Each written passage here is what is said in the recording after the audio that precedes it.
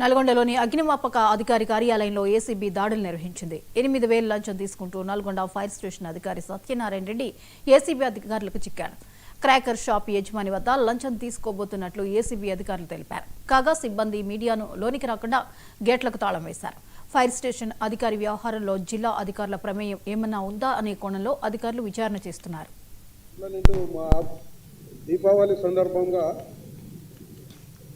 కొంతమంది గ్రౌండ్లో ఓపెన్ గ్రౌండ్లో క్రాకర్ షాపు పెట్టడానికి ప్రాసెస్ ఉంటుంది. కన్సర్న్డ్ ఆఫీసర్ దగ్గర లైసెన్స్, పర్మిషన్, ఎన్ఓసి అన్నీ తీసుకోవాల్సి వస్తుంది.